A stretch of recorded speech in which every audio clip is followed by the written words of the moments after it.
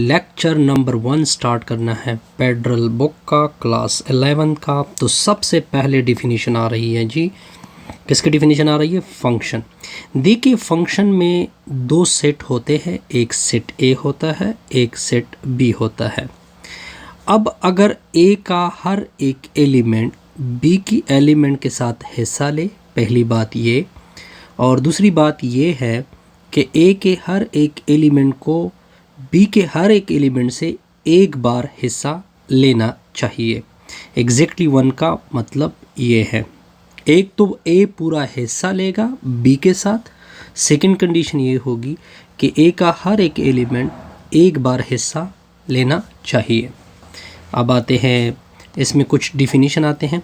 यहाँ पे जो सेट ए होता है इसको डोमेन बोलते हैं, और जो सेट बी होता है इसको क्या बोलते हैं? को डोमेन बोलते हैं। अगर आपसे पूछा जाए कि इसकी मैथमेटिकल एक्सप्रेशन क्या होगी, ये इसकी मैथमेटिकल एक्सप्रेशन होगी कि एफ अगर फंक्शन है तो आप इसको लिखेंगे F from A to B. अब आते हैं जी एग्जाम्पल की तरफ। देखिए आपको दो सेट गिवन है, एक आपको सेट ए गिवन है, एक आपको सेट बी गिवन है। आपसे पूछा जा रहा है कि क्या ये फंक्शन है या नहीं है। इसके लिए आपने क्या करना है, इसकी सॉल्यूशन बहुत सिंपल होगी। अब आपने क्या करना है, ये मैंने एक सेट बनाया ए, दूसरा मैं बनाऊंगा सेट बी। ये आपका सेट ए होगा, ये आपका सेट बी होगा। अब देखिए इन दोनों को कौन जोड़ रहा है? एफ जोड़ रहा है। किस तरह एफ जोड़ रहा है?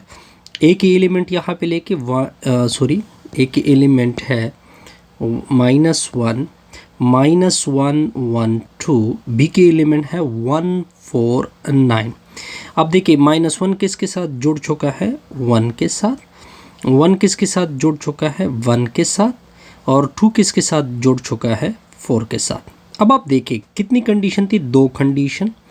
ए के हर एक एलिमेंट को हिस्सा लेना चाहिए, यानी डोमेन एफ का बराबर होगा पूरा ए के। तो मैंने पूरा ए क्यों लिखा? क्योंकि इसमें हर एक एलिमेंट हिस्सा ले रहा है। अब देखिए दूसरी कंडीशन क्या है कि सेट ए के हर एक एलिमेंट से एक लाइन निकल जानी चाहिए। अब देखिए इससे एक लाइन निकला है, इससे भी एक लाइन, इसका मतलब है कि एग्जैक्टली वंस है, हर एक एलिमेंट एग्जैक्टली वन है, एग्जैक्टली वन टाइम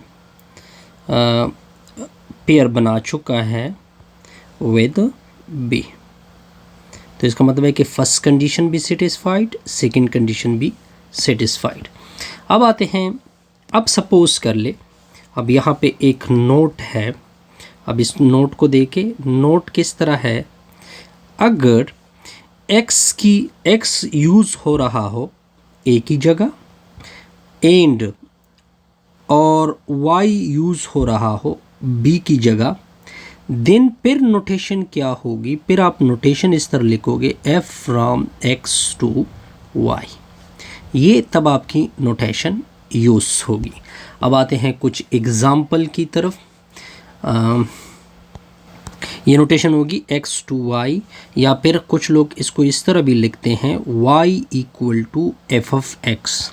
ये दोनों नोटेशन पॉसिबल नोटेशन है।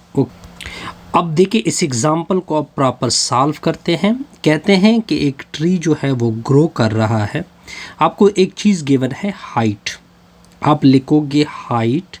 फिर देखिए ये किस चीज़ के ऊपर डिपेंड कर रहा है? एज के ऊपर। ये मैंने एज लिखा, यहाँ पे इक्वालिटी आएगी, एज होगा। लेकिन एज किस रेशो के साथ, यानी किस रेट के साथ बढ़ रहा है? 15 के साथ। तो यहाँ पे इसके साथ क्या मल्टीप्लाइड होगा? 15 मल्टीप्लाइड होगा। अब अगर क्वेश्चन क्या है, 10 ईयर, अगर 10 साल गुजर चुके होंगे तब ट्री कितना ग्रो करेगा? हाउ मच, ये क्वेश्चन है, हाउ मच ट्री ग्रो। अब देखें, अब आपने सिंपल एज की जगह आपको क्या गिवन है? 10, तो यहाँ पे एज की जगह 10 मल्टीप्लाइड होगा, तब इतना सेंटीमीटर 10 ईयर में ये 150 150 हाइट के साथ ये क्या होगा, ग्रो करेगा, यानी ये इसकी आउटपुट आ जाएगी। यहाँ तक क्लियर? बिल्कुल। अब आते हैं एक नेक्स्ट डेफिनेशन की तरफ। ये डेफिनेशन क्या है? ये डेफिनेशन है डोमेन ऑफ अ फंक्शन की। किसकी डेफिनेशन है?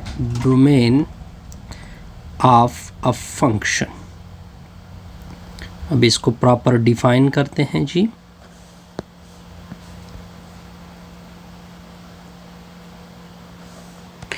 अब देखिए, अब हमने डिफाइन करना है डोमेन ऑफ अ फंक्शन को। देखिए वो सारे वैल्यू डोमेन में आएंगी, यानी इंडिपेंडेंट वेरिएबल की वो सारी वैल्यू किस में आएगी? डोमेन में आएंगी। अगर वो आप फंक्शन में कुछ यानी पुट कर ले और वो आपको कुछ आउटपुट दे दे, तो इसको क्या बोलते हैं? डोमेन ऑफ अ फंक्शन बोलते हैं। अगर हम ऊपर एग्जाम्पल में देखें, ऊपर एग्जाम्पल में अगर आप देखें, आपके पास दो सेट थे, इस तरह ए था और फिर इस तरह आपके पास एक सेट बी था, फिर आपने इसके ऊपर एक फंक्शन बनाई थी इस तरह। अब देखिए यहाँ पे कुछ पेयर थे, उसमें जो फर्स्ट पेयर के फर्स्ट एलिमेंट को क्या बोलते हैं? डोमेन बोलते हैं। उससे ऑलरेडी मैंने डोमेन निकाला हुआ है जी। आगे देखिए, रियल वैल्यूड फंक्शन किसे बोलते हैं? अगर आप फंक्शन को इनपुट दे रहे हो रियल नंबर से, तब इसी सूरत में फंक्शन क्या कहलाएगा? रियल वैल्यूड फंक्शन कहलाएगा। अब आते हैं जी कुछ एग्जाम्पल की तरफ, देखते जाइए जी। अब देखिए, सबसे पहले एग्जाम्पल देखिए, एग्जाम्पल नंबर 1। आपको फंक्शन की वैल्यू गिवन है 3x + 8। ओके जी, कहते हैं कि इसमें डोमेन फाइंड कर दे। आपसे क्वेश्चन क्या है कि इसका डोमेन फाइंड कर दे। डोमेन का मतलब x को देखना है। अब देखिए, अगर x की पावर देखिए ये 1 है, और जब x की पावर 1 हो तो इसको लीनियर फंक्शन बोलते हैं। कौन सा फंक्शन होगा? Linear function. और ये जो लीनियर फंक्शन होता है इसको पॉलिनॉमियल फंक्शन बोलते हैं। लीनियर फंक्शन क्या कहलाता है? पॉलिनॉमियल फंक्शन कहलाता है। और जब भी पॉलिनॉमियल फंक्शन होगा तो नोट कर ले कि उसका डोमेन पूरा रियल होता है। पूरे रियल को या इस तरह लिखते हैं या -∞ to +∞ लिखते हैं। तो इसका डोमेन हमने निकाल दिया जी कि इसका डोमेन क्या है? पूरा रियल है। अब आप आगे देखिए, एक क्वेश्चन नंबर 2 को देखें। आपको f(x) की वैल्यू गिवन है x³ + 2x - 5। अब x की मैक्सिमम पावर क्या है? 3 है। जब x की मैक्सिमम पावर 3 हो तो ये क्यूबिक पॉलिनॉमियल होता है, तो इसको क्यूबिक फंक्शन बोलते हैं। और ये जो क्यूबिक फंक्शन होता है ये भी एक पॉलिनॉमियल फंक्शन होता है। कौन सा फंक्शन होता है? पॉलिनॉमियल। और जब भी पॉलिनॉमियल फंक्शन होगा तो इसका डोमेन पूरा रियल होगा। इसका मतलब है कि इसका डोमेन पूरा रियल मतलब -∞ to +∞। अच्छा जी, अब आते हैं थर्ड एग्जाम्पल की तरफ। आते हैं जी थर्ड की तरफ। थर्ड क्या था आपके पास? f(x) की वैल्यू आपके पास थी 1 / x - 2। अब देखिए, जब भी डिवीजन वाली फंक्शन हो तो आपने फाइंड करना हो इसका डोमेन, तो तरीका ये है कि आपने नीचे वाले को लेना है, इसको 0 की इक्वल कर दोगे, इससे x की वैल्यू निकाल दोगे 2। अब अगर आप x की जगह 2 पुट कर दे तो डिनोमिनेटर 0 हो जाएगा, तो आप ये वैल्यू नहीं दे सकते। तो इसका मतलब है कि इसका जो डोमेन होगा वो पूरा रियल होगा, लेकिन पूरी रियल से आप क्या वैल्यू नहीं दे सकते? 2 नहीं दे सकते, क्योंकि इससे डिनोमिनेटर क्या बना है? 0। अब आते हैं नेक्स्ट की तरफ, एग्जाम्पल नंबर 4 की तरफ जाते हैं। एग्जाम्पल नंबर 4 क्या है? आपके पास फंक्शन है x + 1 और x की वैल्यू आपको गिवन है 0 to 10। I think so exactly यही है। अब देखिए, यहाँ पे आपको x खुद गिवन है कि x कहाँ से कहाँ तक है? 0 से 10 तक, और x को डोमेन बोलते हैं। तो इसका मतलब ये बना कि इसका डोमेन होगा लेकिन 0 इंक्लूड नहीं है क्योंकि यहाँ पे इक्वालिटी नहीं है, तो ओपन इंटरवल 0 to 10 इसका क्या होगा, डोमेन होगा। यानी सम टाइम आपको गिवन होता है कि इसका डोमेन यहाँ से यहाँ तक लाई हो रहा है।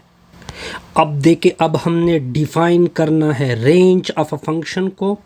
देखिए, जो आउटपुट होता है फंक्शन का, यानी जो आप एक्सपुट कर देते हैं और कुछ वैल्यू फंक्शन की मिलेगी, उसको क्या बोलते हैं, रेंज ऑफ अ फंक्शन बोलते हैं। अच्छा जी, अब क्या है जी, अब एक नोट कर ले, ये पॉइंट नोट कर ले कि the spread of all values of Y from minimum to maximum. देखिए, वाई की मिनिमम वैल्यू से लेकर मैक्सिमम तक जो वैल्यू होगी वो क्या कहलाती हैं, रेंज ऑफ अ फंक्शन कहलाती हैं। इसके बाद आते हैं कोडोमेन की तरफ। The codomain is the set of all possible outcome of the given function. For example, आपके पास एक फंक्शन के जितने आउटकम होते हैं वो क्या कहलाते हैं, कोडोमेन होते हैं। एग्जाम्पल से आपको क्लियर हो जाएगी, लेकिन आपने एक नोट करना है कि जो रेंज होता है वो सबसेट होता है कोडोमेन का, यानी सबसे बड़ा सेट जो होता है वो कोडोमेन होता है और रेंज उससे छोटा सेट होता है। यहाँ पे एग्जाम्पल से क्लियर करते हैं जी।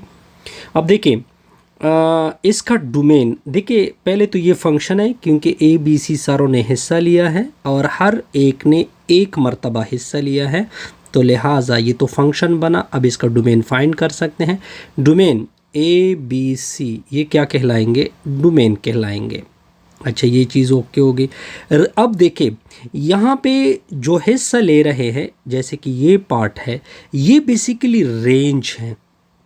ये इस फंक्शन का क्या है, रेंज, यानी 1 2 3। अब इसका कोडोमेन क्या है, अगर कोडोमेन ये पूरा सेट, ये जो पूरा सेट है ये बेसिकली क्या है, कोडोमेन, यानी 1 2 3 4 और 6 ये कोडोमेन में आएंगे। क्लियर। अब आगे देखते जाइए कि आगे क्या है। अब देखिए, इस एग्जाम्पल को देखिए, इसकी सोल्यूशन देखिए। कहते हैं कि इसका डोमेन और रेंज फाइंड कर दे। पहले डोमेन की तरफ जाते हैं जी, डोम फाइंड करते हैं इस क्वेश्चन के लिए। अब अगर आप फंक्शन को देखें, F of X equal to 2x² - 4। अब देखिए, यहाँ पे मैक्सिमम पावर फंक्शन की 2 है, इसको बोलते हैं क्वाड्रेटिक फंक्शन।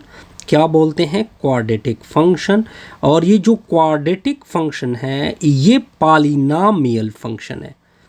क्वाड्रेटिक कौन सा फंक्शन है, पॉलिनॉमियल फंक्शन है। और जब भी पॉलिनॉमियल होगा तो इसका डोमेन पूरा रियल होगा। पूरी रियल को या इस तरह लिखते हैं या लिखते हैं -∞ to +∞। अब आते हैं इसके रेंज की तरफ।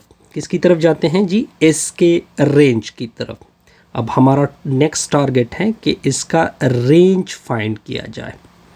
रेंज किस तरह फाइंड करोगे, अब आप अपने फंक्शन को लोगे x² - 4, 2x² - 4। रेंज के लिए सबसे पहले आपने एफ ऑफ एक्स को y के इक्वल करना है। पहले आपने अब ये y इक्वल टू, तो फंक्शन कुछ इस तरह से आ जाएगा 2x² - 4। फिर x को सिंगल कर दे, इसको इधर शिफ्ट कर दोगे तो ये आ जाएगा 2x² इक्वल टू y + 4।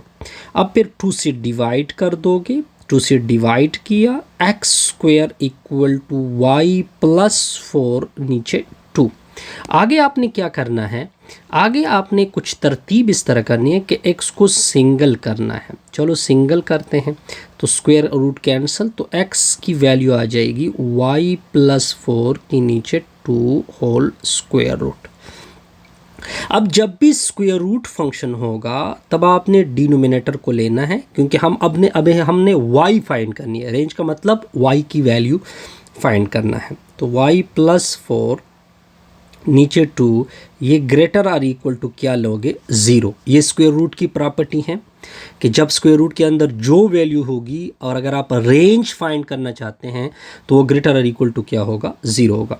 ये 2 उधर मल्टीप्लाइड होगा तो y प्लस 4 ग्रेटर और इक्वल टू 0, इसको उधर शिफ्ट कर दोगे तो y इज ग्रेटर और इक्वल टू -4, यानी y बड़ा है -4 से। तो अब रेंज अब अपना निकल आ गया कि इस फंक्शन का रेंज होगा, एक तो -4 इंक्लूड है क्योंकि यहाँ पे आपको एक डैश नज़र आ रहा है तो क्लोज इंटरवल होगा।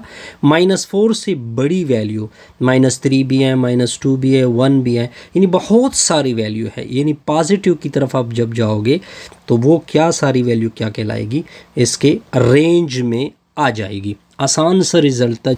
अब देखिए इसका सलूशन देके हमने डोमेन और रेंज को फाइंड करना है। आसान सा रिजल्ट है जी। पहले आते हैं डोमेन ऑफ जी को फाइंड करेंगे।